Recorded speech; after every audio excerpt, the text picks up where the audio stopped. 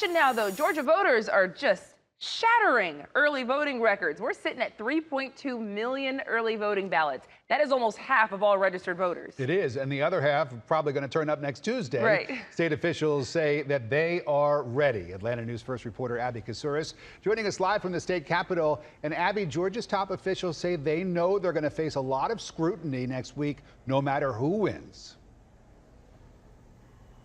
Secretary of State Brad Raffensperger says right now all eyes are on his office. They're already expecting lawsuits from either side, depending on if they're happy with the election results. He says right now his team is unsure what those long lines may look like on Election Day, or if it might be a ghost town. They're making sure that people can get through those lines. He says they're making sure that it's less than an hour that you could sit in those lines on Election Day. One cause for concern that he brought up in a press conference earlier today, 140,000 absentee ballots are still out and have not come in. They could be sitting on a kitchen counter somewhere or stuck in the mail. Gabriel Sterling with the Secretary of State's office says if your vote has not been received before Election Day, you can still vote in person. So again, it's another reason to go through and check on the My Voter page to make sure that your mailed ballot, don't think it's done. It's the responsibility of the voter to go make sure that that has been accepted by the county so it can be counted in the final tabulation.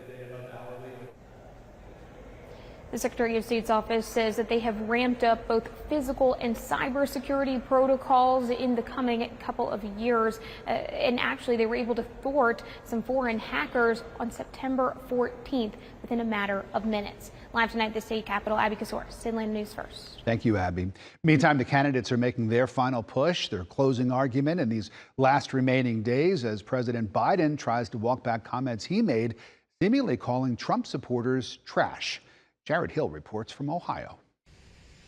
On her way to North Carolina Wednesday, Vice President Kamala Harris faced questions over something President Biden said. Let me be clear, I strongly disagree with any criticism of people based on who they vote for.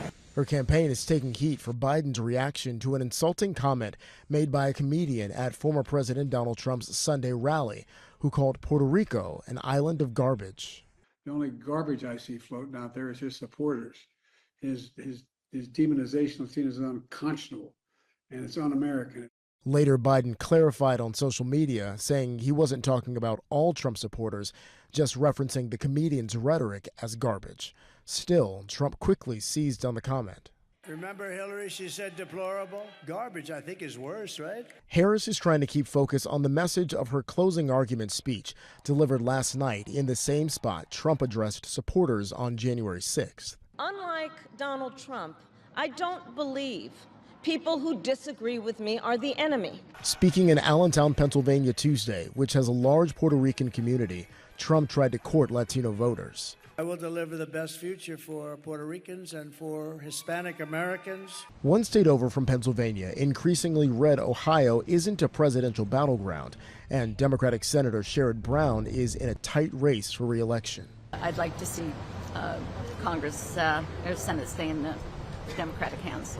Was there any thought about wanting to keep a certain balance of power in the Senate as you were making that decision as well, or no? No, I think you have to see it as a whole. Democrats face a number of tight races that leave them with slim hopes of holding on to their 51-49 Senate majority. Jared Hill, CBS News, Cleveland, Ohio. And we've learned that Vice President Kamala Harris is coming back this weekend to Georgia. Her campaign says she will hold a rally on Saturday.